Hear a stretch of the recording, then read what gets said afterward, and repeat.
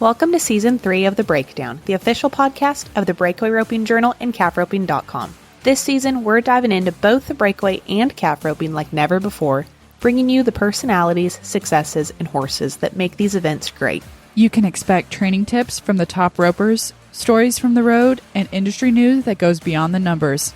I'm Taylor Vollen, your calf roping host. And I'm Lillian Kent, your breakaway host.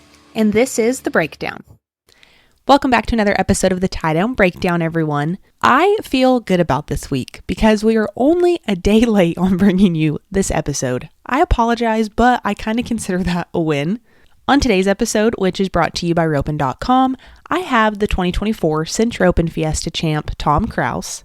Tom won the Ropin Fiesta a few weeks back with a 32.2 on 3 head, and he pocketed right under $11,000 between the rounds and the average. I want to say exactly he took home $10,993, if I remember correctly. This is kind of a fun episode for me, or exciting, I guess you could say, because Tom is actually a really good friend of my fiance and I's. So I was really glad that I got to bring him on here and talk about the win. Hopefully we'll get to do more with him this upcoming year. Hopefully he has a good 2025. Tom also had a really good 2024 season in general. He finished 27th in the world standings. So we also chat a little bit about his entire year, what it looked like, and his plans for 2025.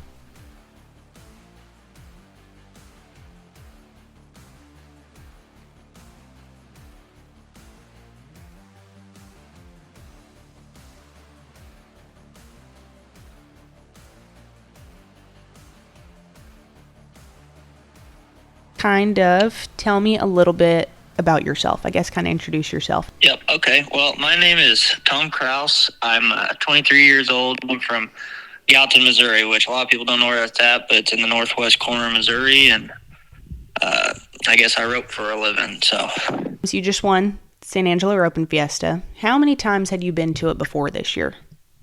This is my second time. In 22, I made it through the qualifier that they have there the day before and went to the big roping. And then last year I went to the qualifier and didn't do any good. So this is my second year actually being in the big roping. Does that make it, I mean, from the outside looking in, that's got to make it a little bit cooler to win it in your second year there? Oh, yeah. It was the coolest. That roping is so cool every time you go there. For me, anyway, I don't know about anybody else, but it's such a cool and prestigious old roping that it's whether you do good or not, you're just happy to get to rope there, in my opinion. So it's a super cool roping. So hopefully I get to go back for years to come. You bring up the tradition stuff, and like you said, it's a very historic roping and everything, but kind of set that scene of what it is. Like, what makes it feel so neat to rope there? What do they do that might give it that feel, that prestige? Oh. Yeah, well, it's a little bit longer start. I mean, it's not like Cheyenne, but it's kind of a longer start. But I don't even know if it's considered an arena. Like, I think it's just a quarter horse racetrack because it's so far down there that you'll be warming up down there, and nobody will run one that far. Like, it's I think it's a racetrack is what it is, and it's just the people around San Angelo love calf roping, and it's just a very cool, just old school roping. Does it have a rodeo feel to it, or is it does it feel just like a calf roping? And I don't say that to downplay it or anything, but I don't think it feels like a rodeo, really. I mean, the stands are full and everything. It kind of has its own, I can't think of anything that's kind of like its own feel. I don't know. It just kind of, I don't know. It's just kind of a cowboy setup, and it doesn't feel like a rodeo to me. It feels, I don't know what it feels like, but it's totally different than anything we go to all year. Yeah. So.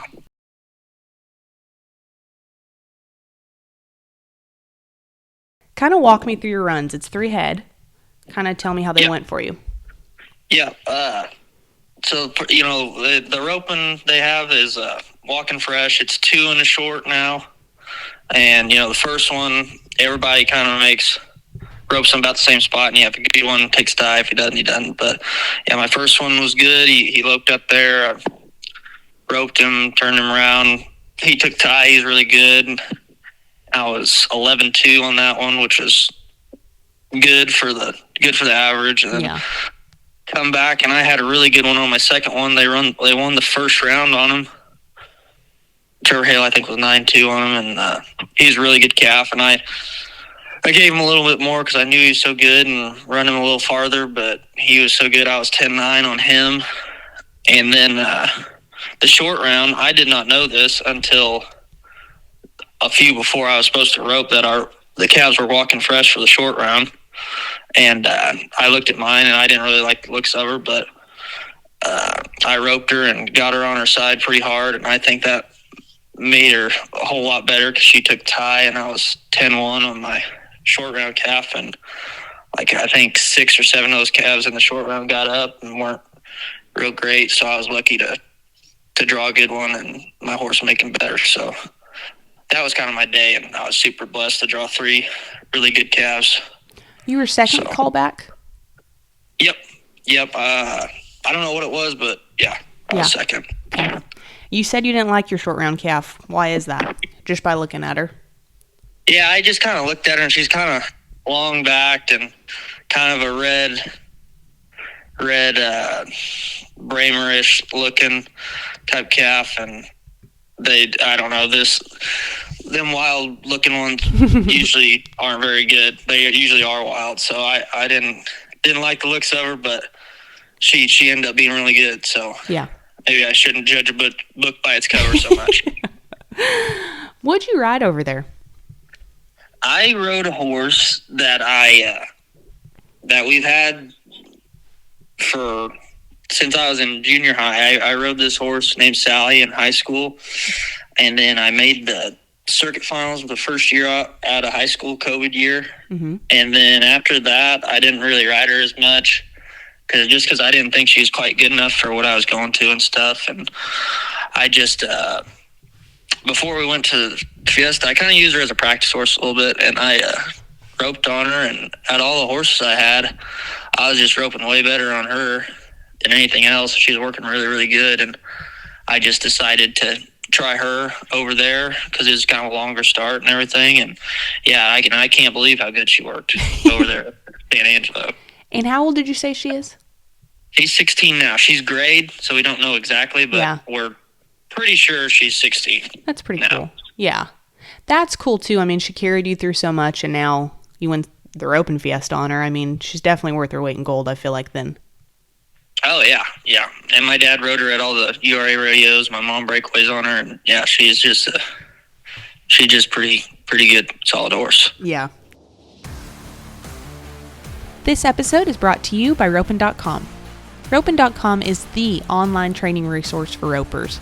In addition to thousands of videos and exclusive roping films like the Mobetas, in your back pocket, members get private access to world champion coaches like Caleb Smith and Shad Mayfield, NFR qualifiers like Justin Moss, plus horse trainers like Logan Harkey every single day.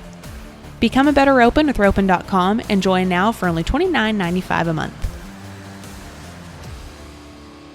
What's maybe getting a little off topic, but what has your horsepower looked like the last 2 or 3 years since you've really started to rodeo? Yeah, I've kind of got a bunch of old horses, but I've had my horse, a bald-faced horse named Bob, that I've had, holy cow, for years. We're both the same age, and we're 23, and I think Dad got him when he was 5. And I won most of the major stuff I won on him.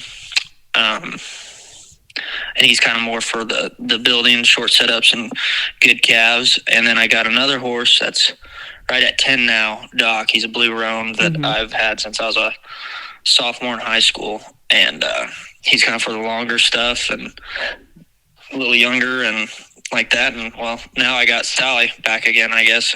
Trying to take her to a few rodeos now and see if she keeps working good like that. So those are the 3 that I got that I'm confident enough to enter on. So I was going to ask if she would maybe get to go this new year, but well, she might. She if she keeps working good, I might have to try her.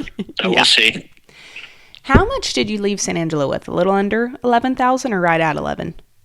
Yeah, a little under 11. I think I won like 10,700. I think. Right. So I mean, starting 2025 off pretty pretty good. You didn't claim a circuit this year, did you?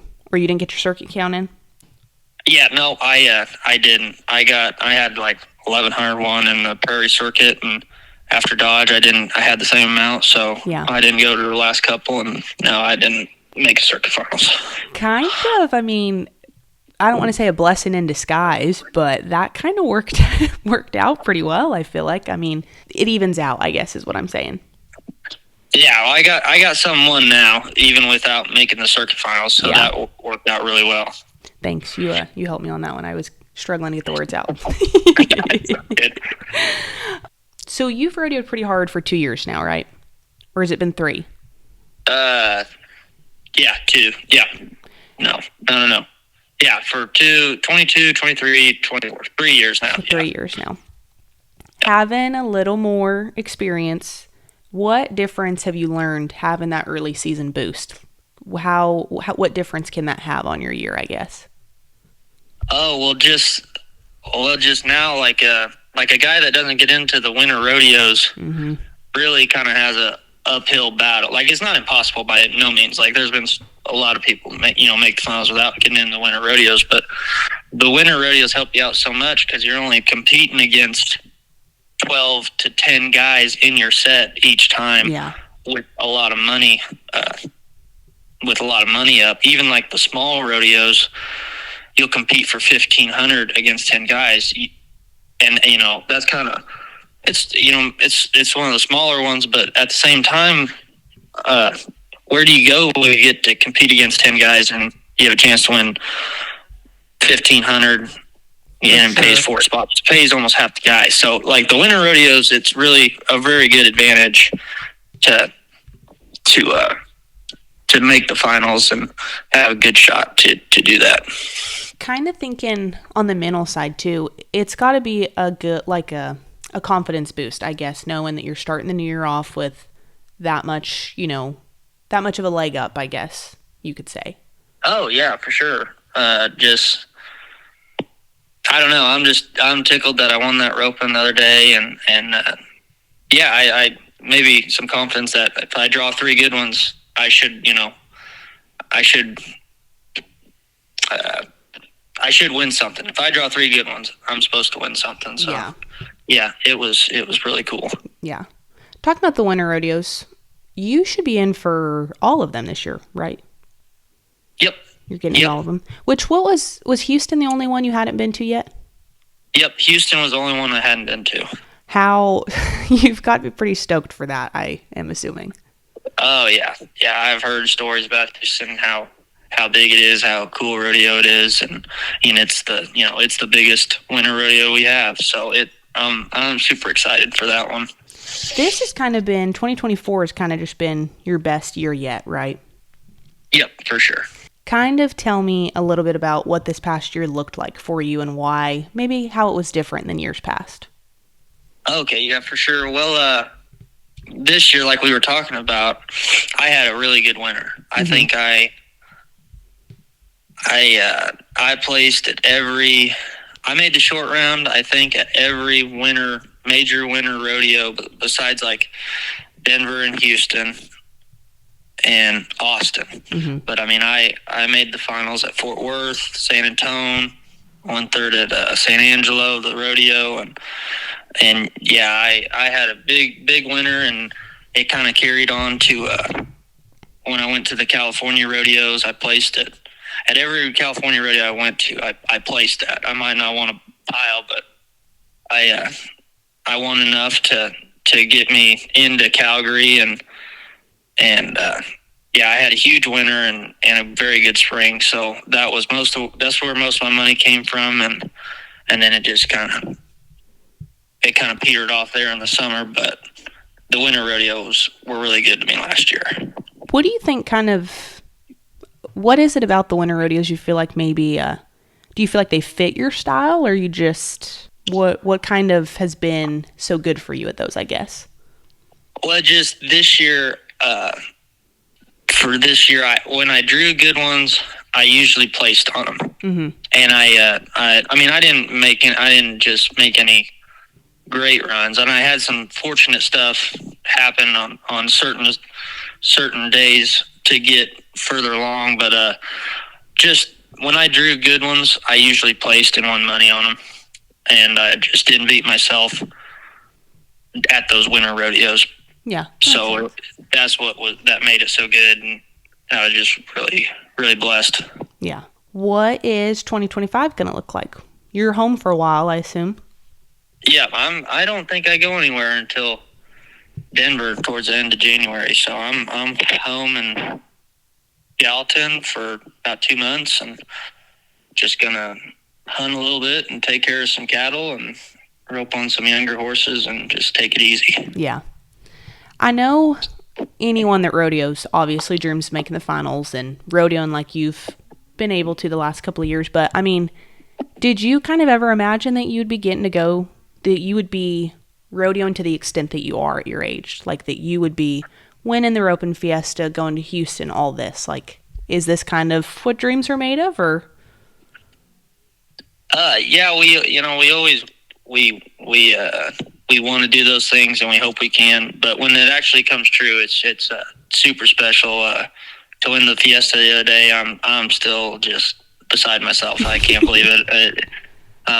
Yeah, I couldn't believe that, and getting to go to all the winter rodeos, and even like last year, getting to go to Calgary and stuff like that.